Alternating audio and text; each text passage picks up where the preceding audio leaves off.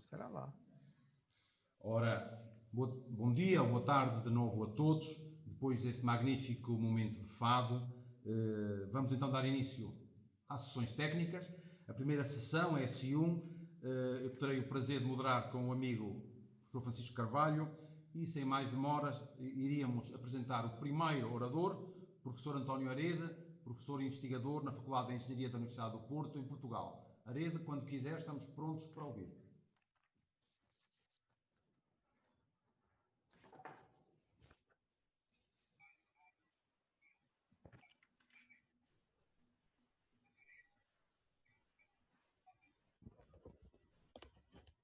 Bom dia a todos. Bom dia a todos. Bom dia. Já estou em transmissão, certo?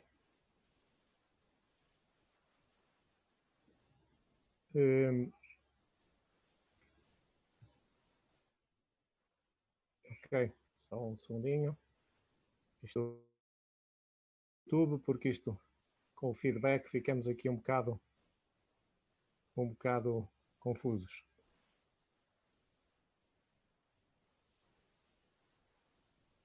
Ok, estão a ouvir, penso eu, não é? Muito bom dia a todos. Enfim, saúdo todos os que nos acompanham por todos os países que aderiram, os colegas dos países que aderiram a esta conferência. É um prazer, enfim, fazer a abertura das sessões desta conferência. Muito obrigado, professor Humberto, pelo convite. Enfim, e no âmbito de uma conferência sobre reabilitação, enfim, achamos por bem dar aqui uma vista geral das atividades, das contribuições da FEUP, em particular do Laboratório de Engenharia Estrutural que represento e do Instituto da Construção, no apoio à reabilitação estrutural. Alguns aspectos que vou aqui focar brevemente. Enfim, esta apresentação, por curta duração que tem, enfim, algo ingrata, porque, enfim, para dar alguma ideia do que se faz com algumas imagens, corre-se o risco de deixar muita coisa de fora, mas vamos tentar. Enfim, alguns aspectos sobre motivação, enfim, sobre o trinómio de diagnóstico, inspeção, diagnóstico, ensaios e monitorização, alguns casos de estudo para mostrar aquilo que tenho para dizer, ensaios para reabilitação e depois desenvolvimentos, enfim, principais e dicas para o futuro. A reabilitação, como todos sabemos, requer conhecimento das estruturas com que estamos a lidar, nas suas várias vertentes, sobre a construção em geral e sobre a sua estrutura em particular, envolvendo aspectos históricos, conservação, degradação, património e do valor cultural, e é baseado neste conhecimento que a intervenção que devemos fazer é escolhida, seja ela de conservação, de reabilitação, de reforço, de reconstrução ou até de demolição seguida de uma nova construção. Portanto, este conhecimento que é necessário adquirir pode envolver três tipos de atividades. Atividade de diagnóstico e inspeção, ensaios para complementar e, eventualmente, monitorização. O diagnóstico é, de facto, a etapa que nos permite recolher, adquirir o conhecimento, utilizando estratégias de inspeção e técnicas de inspeção adequadas, considerando as heterogeneidades e complexidades das construções existentes e utilizando de forma cruzada diferentes técnicas possíveis. Acontece que o diagnóstico nem sempre é suficiente e, frequentemente, é necessário recorrer a ensaios de campo e de laboratório, que nos permitem fazer uma caracterização adicional de materiais, de componentes, da estrutura, etc. E, nomeadamente, também obter parâmetros que depois podem ser utilizados para as nossas modelações numéricas.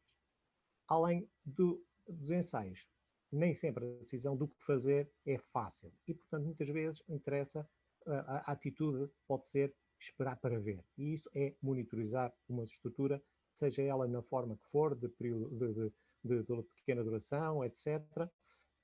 E, basicamente, que nos deve permitir decidir sobre que tipo de intervenção se fazer ou não e de que forma. Portanto, estas três as atividades coexistem, diagnóstico, inspeção e monitorização coexistem entre si.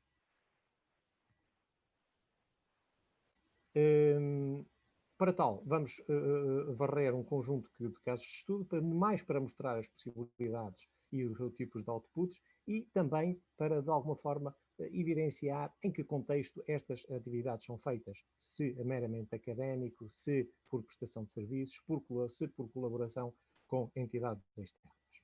Desde logo, atividades de diagnóstico, inspeção e ensaios requerem a utilização de um conjunto de ferramentas e técnicas que são dependentes do tipo de material, se é betão, se é madeira ou se é alvenaria. Naturalmente, este elenco que aqui está de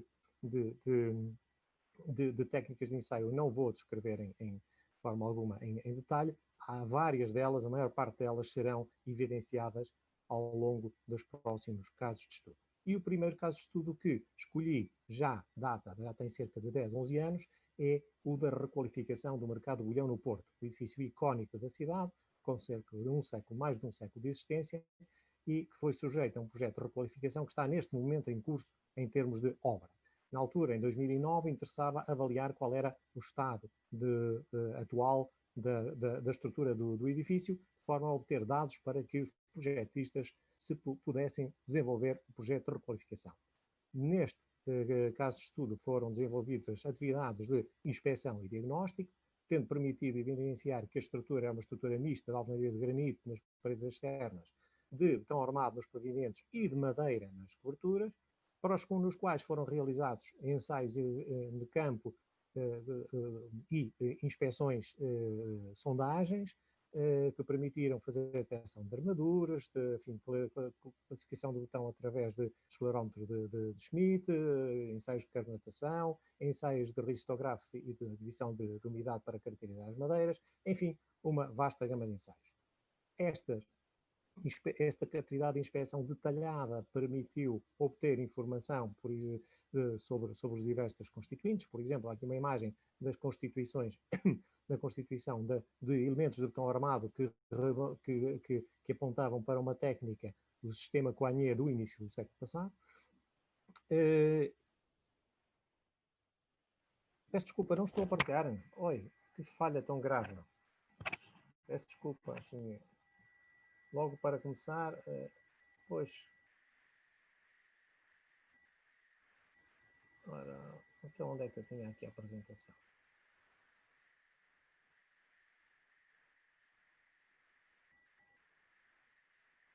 Peço que confirme agora, está já a ver, não é? Ok. Pronto, eu dizia que estava precisamente a abordar o caso do mercado do bolhão, em que foram feitos estes levantamentos, que permitiu identificar a tipologia construtiva do betão armado, e no âmbito dessas inspeções foi considerado necessário realizar também ensaios de carga na estrutura, determinados pavimentos de betão armado da estrutura, que permitiu identificar enfim, com pequenas deformações e, portanto, assim validar a possibilidade daquela estrutura se manter. Foram também realizados trabalhos de monitorização fruto da existência de danos muito expressivos, aberturas de fendas muito expressivas numa determinada zona da estrutura.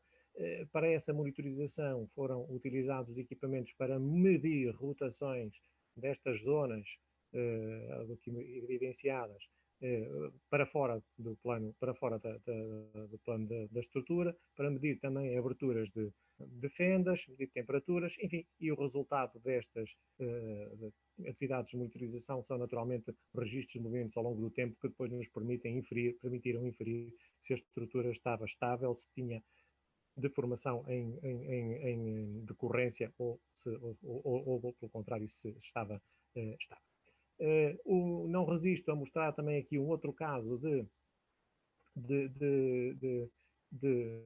monitorização da igreja de Foscoa, isto já no âmbito, enquanto que o anterior foi no âmbito de uma prestação de serviços à Câmara do Porto, portanto, interação entre o Instituto da Construção e entidades detentoras do património, no caso a Câmara do Porto. Este caso que agora aqui mostro também de monitorização é um caso tutelado pela Direção Regional de Cultura do Norte, portanto, enquanto detentora responsável pelo património construído na região norte, com a qual temos, o Instituto da Construção tem forte interação, e este caso era um caso que mostrava um dano muito avançado numas arcadas da estrutura, com cerca de 60 centímetros de deslocamento no topo. Evidenciei este caso como outro, enfim, outros poderia mostrar. A diferença foi que este foi o caso em que, pela primeira vez, há 5 anos, instalámos, dos vários casos que instalámos sistemas wireless para fazer a monitorização de vários pontos da estrutura, a partir do qual depois é possível de vários nós de recolha, vários pontos de recolha de medição, com equipamentos que recolhem a medição, enfim, transmitem à distância para um computador, que depois, por sua vez, tem um painel de interface de monitorização remota e que depois nos permite obter os resultados dos movimentos ao longo do tempo. Enfim, do ponto de vista de monitorização, era isto que falava, portanto, 2 casos, enfim, dos vários que temos e enquadrados em contextos diferentes. Num contexto diferente agora, é já mais no âmbito de investigação, projeto de investigação, mas um caso que escolhi, a ponte ferroviária de Durães, uma ponte de 16 arcos em alvenaria de pedra, que tem pouco mais de um século, ou enfim, já um bom pedaço mais de um século, onde foram feitos vários ensaios de caracterização estrutural e material, começando pelos ensaios de caracterização dinâmica à custa de acelerómetros, que permitem obter frequências e modos de vibração, e que depois, comparados com modulações numéricas, permitem estimar rigidez, características de rigidez por zonas, através de algoritmos genéticos de otimização. Nesta mesma estrutura foram realizadas uma vasta gama de ensaios diferentes, como ensaios de georradar, ensaios geotécnicos de DPSH, seleção de amostras e extração, ensaios de pressionómetro, ensaios de macacos planos, nas várias localizações que aqui estão indicadas, com vista a ter uma vasta caracterização da estrutura e material. Por exemplo, os ensaios de georradar realizados nos pilares da estrutura, mas também ao longo no solo subjacente à estrutura e em comparação também com ensaios geotécnicos que permitiu estabelecer o perfil geotécnico da fundação. Foram realizadas amostragens e extraídas amostras de material à custa de carotagens na estrutura, foi-nos autorizado a fazer isso. Por exemplo, aqui uma imagem de carotagem no pilar, uma imagem de carotagem no muro de paramento, dos quais foram possível retirar amostras de pedra, amostras de junta e a amostra do enchimento que fica dentro dos pilares da ponte, okay? E não só a retirada destas amostras, foi-nos permitido também, através da elaboração, da execução destas furações, depois realizar os ensaios de pressionómetro, que não são mais o ensaio de pressionómetro, é só o ensaio do furo geotécnico, que não é mais do que uma sonda que penetra num furo que é executado previamente, sonda essa que depois exerce pressões sobre as paredes do furo e que, de algum modo, também mede a variação de volume das paredes do furo. Com o conhecimento da pressão que é aplicada nas paredes do furo e de uma variação de um volume, portanto uma deformação, é possível traçar curvas de uma medida de força, uma pressão, versus uma variação de uma deformação, e a partir de uma curva deste género é possível retirar depois características de deformabilidade, modo e elasticidade do material de enchimento. Portanto, uma técnica da geotecnia aplicada às nossas estruturas. Aplicados também ensaios de macacos planos, que é na sua versão simples para obter tensões instaladas in situ, ensaios de macacos planos duplos para obter modos de deformabilidade da alvenaria. Na mesma estrutura da amostragem que foi feita, o material que foi possível trazer para o laboratório, que era de pedra, foi utilizado em ensaios de compressão e de tração, e o material de juntas também utilizado para ensaios de juntas em compressão, em corte, e para depois obter características de rigidez. Passando agora para um outro tipo de ensaio, já num outro caso de estudo, uma torre de caminha em que foram realizados ensaios sónicos. O ensaio sónico é um ensaio que consiste na aplicação de uma pancada de um impacto com um martelo instrumentado, que nos permite registar qual é a intensidade do impacto, do instante de partida do impacto, e depois a recepção da onda a partir de acelerómetros numa outra posição da estrutura a uma certa distância. Isto permite-nos obter a medição da velocidade de propagação das ondas e com essa velocidade de propagação das ondas relaciona-se depois com o módulo de elasticidade, com as características de elasticidade da estrutura.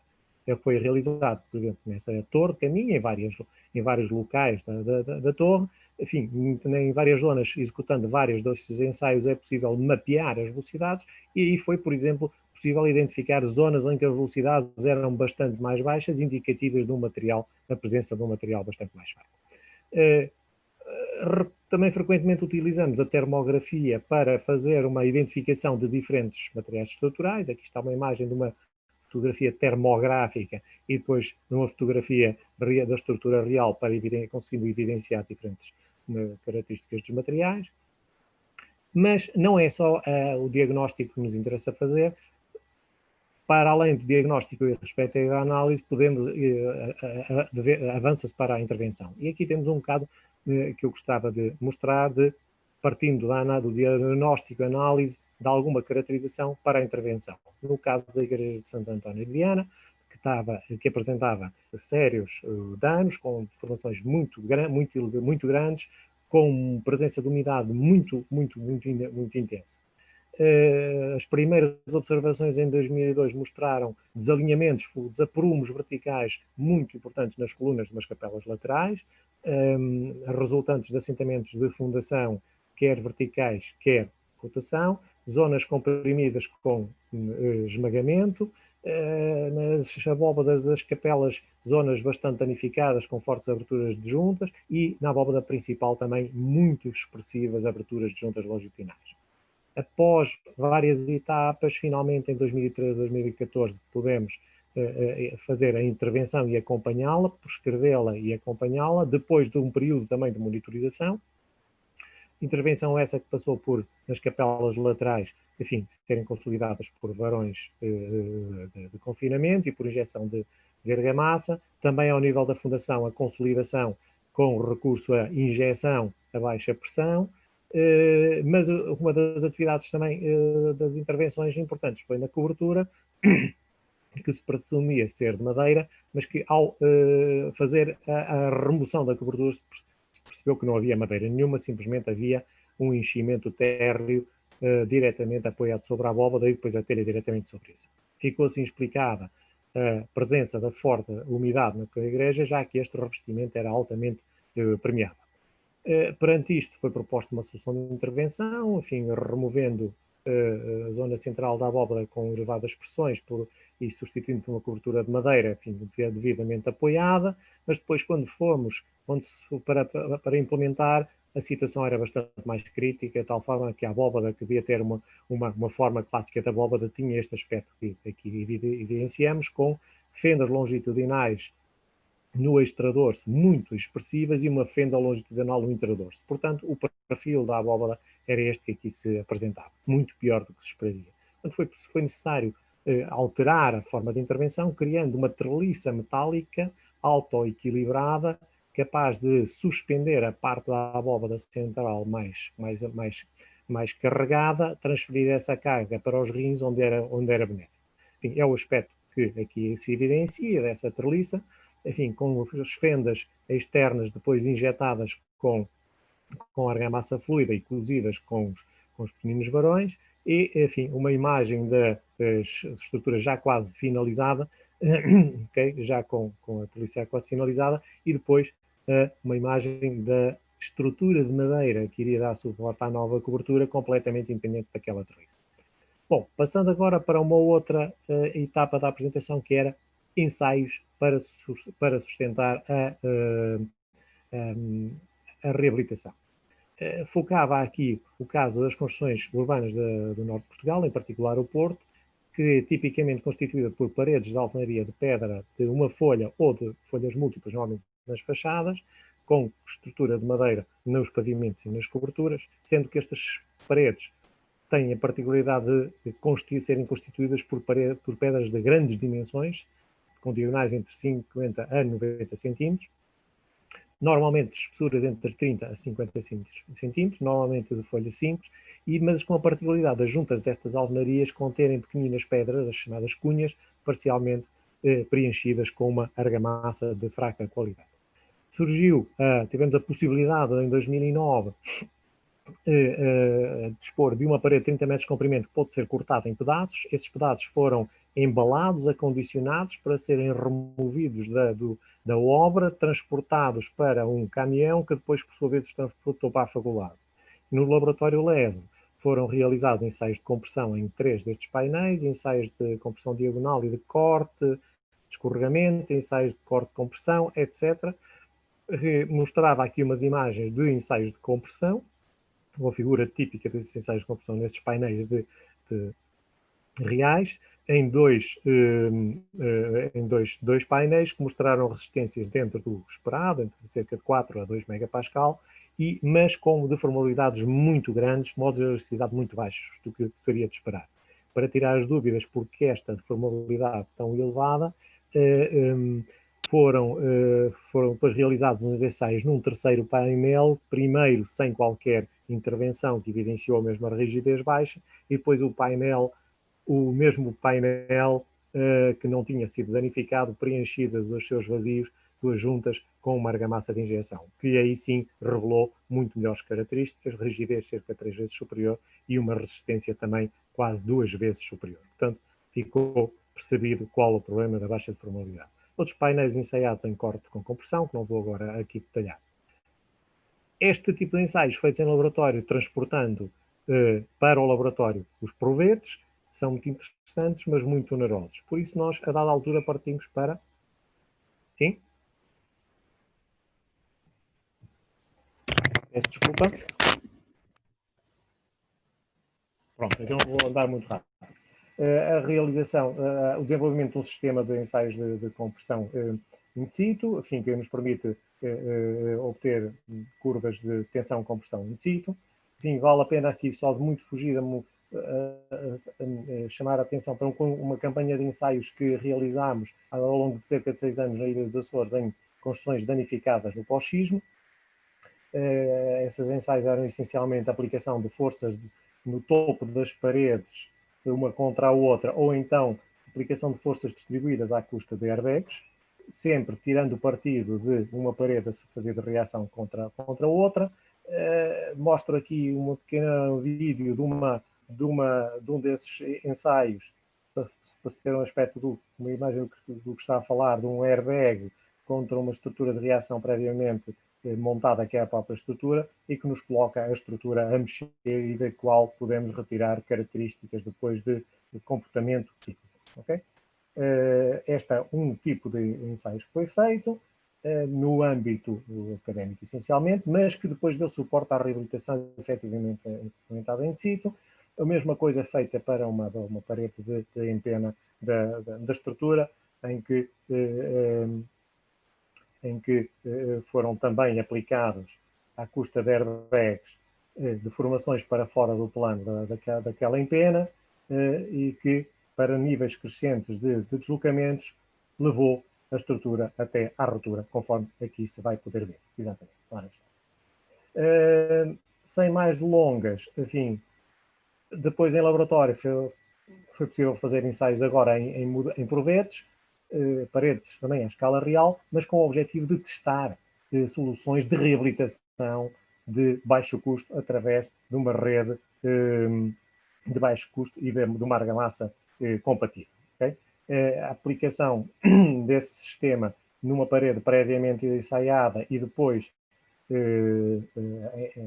ensaiada já com o reforço, conforme aqui se está a evidenciar, que mostra aqui uma fissuração bem distribuída, sobretudo mostrou um incremento de rigidez e de capacidade de deformação muito grande. Portanto, a eficácia do sistema.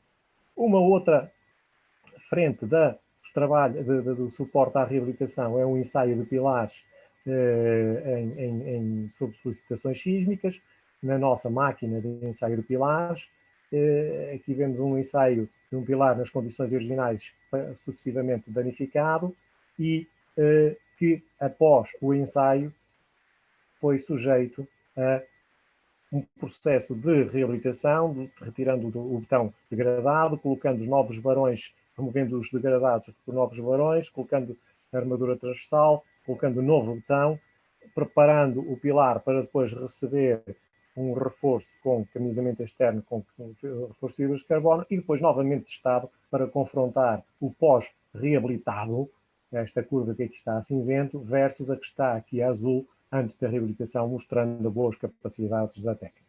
Numa outra frente de trabalho